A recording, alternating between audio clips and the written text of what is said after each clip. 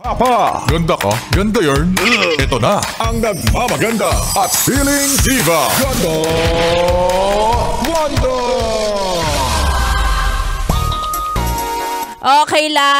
Kailan matutuloy ang outing na pinaplano ninyo? Kapag wala ka na namang pera. Ay, nako. Yan ang sinasabi ko. Dumaan na ang Holy Week. Bumuo na kayo ng mga GC. Wala pa ring nangyayari.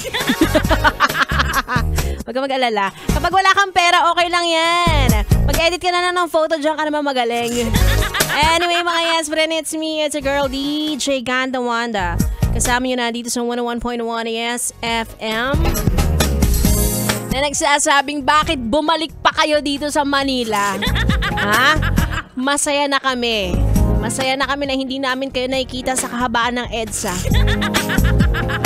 Ay nako, at eto na nga ang sign na kung hindi kayo sumabay nung Holy Week sa mga nag-swimming, ganyan. Very good ka dyan. Diba talagang nagnilay-nilay ka nung Holy Week. Yun naman talaga dapat ang ginagawa. Diba? Ito na ang sign para kayo ay mag-beach. Diba? Oh, sarap yun, beach. Diba, ituloy mo na yung mga plano na naudlot last year. Pwede nyo na buhayin ang inyong mga GC, diba? O, isama nyo si Tolit, si Joshua, lahat ang pwede nyo isama. Isama nyo na rin ako kahit ano lang ako, joiner, gano'n. Sige na, please. Kahit libre ko kayo ng hotdog barbecue, ako na lang ang tagaluto. Ganyan. Tsaka yung nagmamaganda sa gilid. Feeling ko ako yun ang role ko.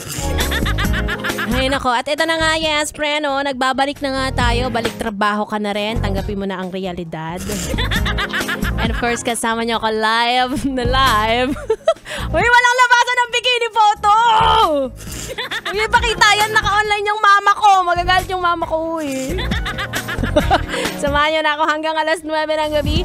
Tuloy-tuloy ang ating tugtugan. Dito lang sa station number 2 sa Metro and Mega Manila. 101.1 Yes FM Solid.